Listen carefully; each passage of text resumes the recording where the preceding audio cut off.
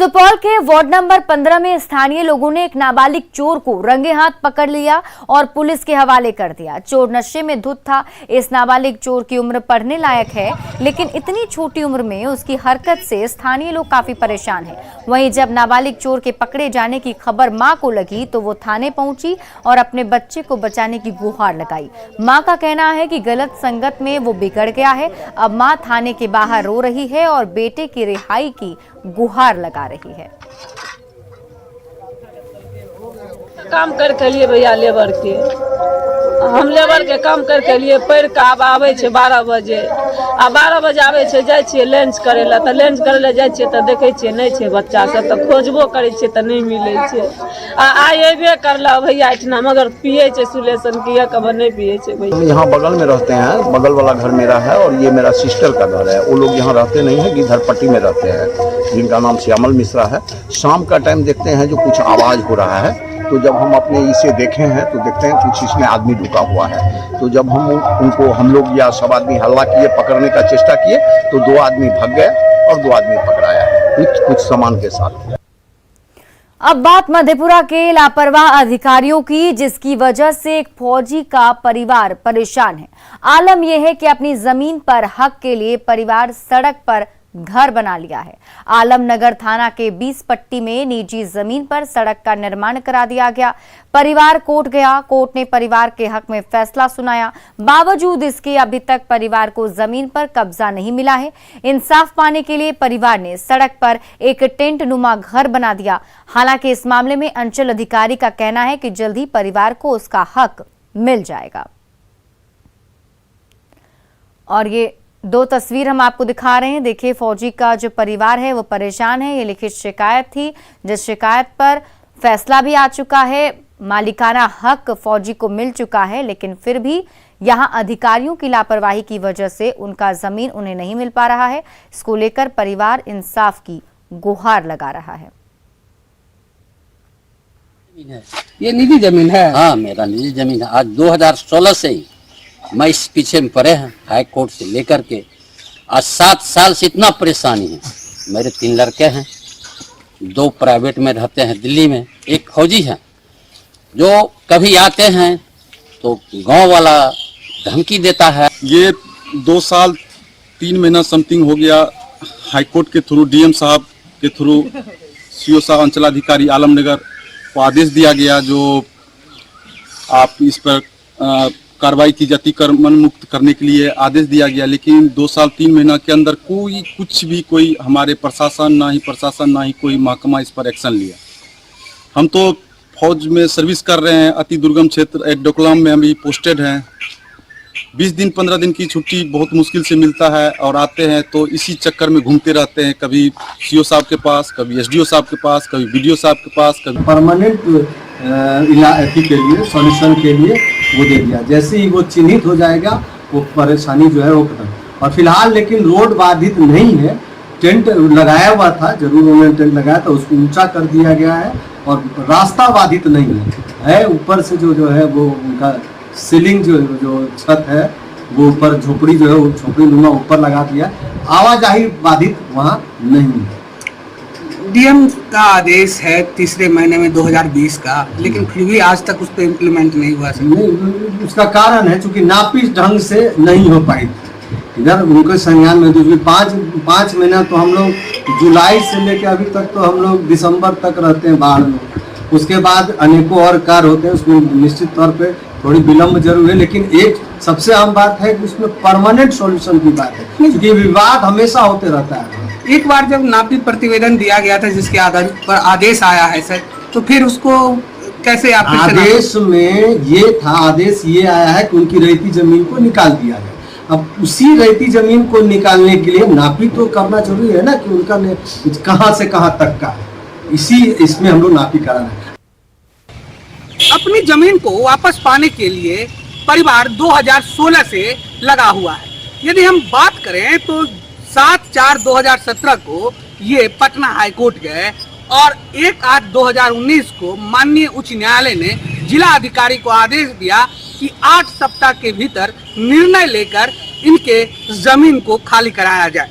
लेकिन जिलाधिकारी के 17/3/2020 के निर्णय के बाद भी आज तक इन्हें इनकी जमीन वापस नहीं मिली है। और फिर हालत यह है कि सीओ साहब कह रहे हैं जो नापी कराई जा रही है। आखिर जब डीएम ने आदेश दे दिया, हाईकोर्ट ने आदेश दे दिया, तो फिर यह नापी किस लिए? क्या यह मामले को लटकाने की साजिश है? मध्यप्रदेश न्यूज 18 के लिए ध्रुव बसु की रिपोर्ट। सास बहू के किस्से आपने तो बहुत सुने होंगे, मगर गोपालगंज में बहू ने सास के खिलाफ ऐसा कदम उठाया जिसकी चर्चा हर तरफ हो रही है। मामला शराबबंदी कानून से जुड़ा हुआ है। घर में महीनों से मिनी शराब की फैक्ट्री चल रही थी, उसको पकड़वाकर समाज को शराब मुक्त बनाने का संदेश बहू ने दिया है। ये पूरा मामला मांझागढ़ थाना के फुलवरिया गांव का है। पुलिस टीम ने शौचालय टंकी के पास जमीन के अंदर शराब की टंकी का खुलासा करने के बाद उसे ध्वस्त कर दिया। मकान के अंदर रसोई घर में मिनी शराब फैक्ट्री चलाने के लिए रखे गए गैस चूल्हा, शराब बनाने वाले उपकरण, केमिकल समेत कई आपत्तिजनक सामान मिले। महिला शराब तस्कर शारदा देवी को गिरफ्तार कर लिया गया है। होती है उसी के पास एक गहरा गड्ढा, छोटा सा और गहराई में खोदा हुआ गड्ढा था, जिसमें कि शराब बनाने के जितने सारे अवयव होते हैं उसकी बरामदगी हुई। और उसके साथ ही साथ 52 लीटर जो देशी शराब है, निर्मित शराब, वो बरामद हुआ। और इसके साथ ही साथ जो उपकरण होते हैं, गैस चूल्हा हुआ, सिलेंडर हुआ, बहुत सारे अन्य उपकरण की बरामदगी हुई। इस प्रकार से एक मिनी अल्कोहल फैक्ट्री का उद्भेदन हुआ और एक महिला की गिरफ्तारी हुई और 52 लीटर शराब की बरामदगी। बिहार सरकार ने गया के तत्कालीन डीएम अभिषेक सिंह पर भ्रष्टाचार मामले में मुकदमा दर्ज करने का आदेश जारी किया है। डीएम से जुड़ी फाइल एसवीयू के पास पहुंच गई है। अब अभिषेक कुमार सिंह के खिलाफ एफआईआर दर्ज कर आगे की कार्रवाई तेज कर दी जाएगी। वहीं गया के तत्कालीन आईजी अमित लोढ़ा और तत्कालीन एसपी आदित्य कुमार के खिलाफ में विभागीय जांच शुरू करने का आदेश भी जारी हुआ है। इन दोनों के खिलाफ खुद डीजीपी पूरे मामले की जांच करेंगे। अगर आईजी और एसपी दोषी पाए गए तो उनके खिलाफ मुकदमा दर्ज किया जाएगा। आपको बता दें कि एसवीयू के डीआईजी ने तीनों के खिलाफ गया में रहकर जांच की और उसके बाद सरकार को पूरी रिपोर्ट सौंपी।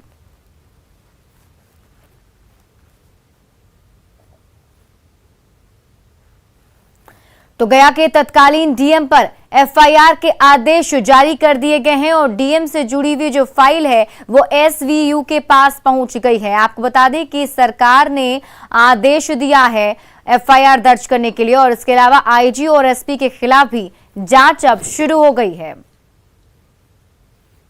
उधर बिहार सरकार के आदेश के बाद गया के तत्कालीन डीएम अभिषेक सिंह पर भ्रष्टाचार मामले में मुकदमा दर्ज कर लिया गया है। स्पेशल विजिलेंस यूनिट के थाने में यह केस दर्ज किया गया। आपको बता दें कि सरकार ने इस मामले में केस दर्ज करने के आदेश दिए थे। गया के पदस्थापना के दौरान भ्रष्टाचार में लिप्त रहने का आरोप लग गया है। वहीं गया के तत्कालीन आईजी अमित लोढ़ा और तत्कालीन एसपी आदित्य कुमार के खिलाफ में विभागीय जांच शुरू करने का आदेश भी जारी कर दिया गया है। इन दोनों के खिलाफ खुद डीजीपी पूरे मामले की जांच करेंगे। अगर आईजी और एसपी भी दोषी पाए गए तो उनके खिलाफ मुकदमा दर्ज किया जाएगा। आपको बता दें कि एसवीयू के डीआईजी ने तीनों के खिलाफ गया में रहकर जांच की और उसके बाद सरकार को पूरी रिपोर्ट सौंपी थी।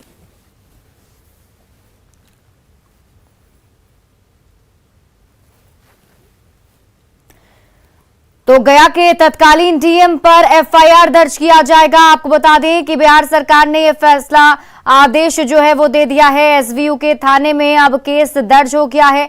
सरकार के आदेश पर एफआईआर दर्ज किया गया और डीएम के अलावा आईजी और एसपी के खिलाफ भी विभागीय जांच शुरू हो गई है। और ये बताया जा रहा है कि अगर इसमें आईजी और एसपी भी अगर इसमें आरोपी पाए जाते हैं तो उन पर भी कार्रवाई की जाएगी।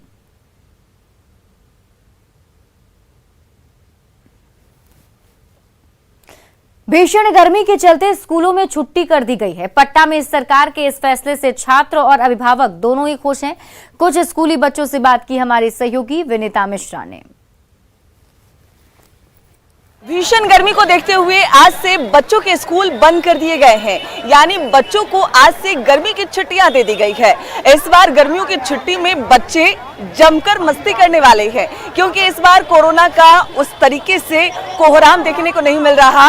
बच्चों ने पूरी प्लानिंग कर ली है कि अब जब उन्हें छुट्टियां दी गई है स्कूल से, तो इस बार वो पूरा धमाल करेंगे।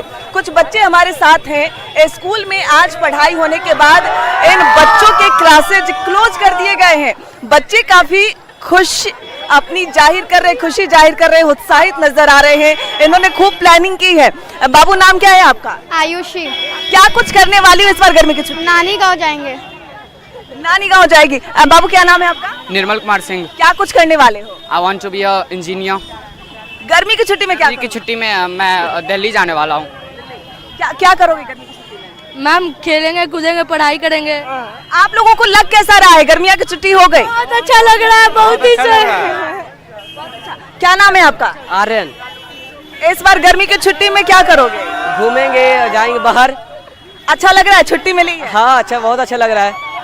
छोटे छोटे बच्चे हैं, काफी खुश नजर आ रहे हैं। गर्मी की छुट्टी मिली है इन्हें और इस बार ये धमाल मचाएंगे, वाटर पार्क जाएंगे। और जो इनके अभिभावक हैं वो भी काफी खुश नजर आ रहे हैं, क्योंकि उनका भी कहना है कि जितनी गर्मी हो रही है इस बार बच्चों को छुट्टी मिलनी चाहिए। और बच्चे भी काफी खुश हैं कि आखिरकार उन्हें गर्मी की छुट्टी मिल गई है। वो अब कोई गाँव जाएगा, कोई वाटर पार्क जाएगा, कोई अपनी दोस्तों के साथ धमाल करेगा। विनीता मिश्रा, न्यूज़ 18 पटना।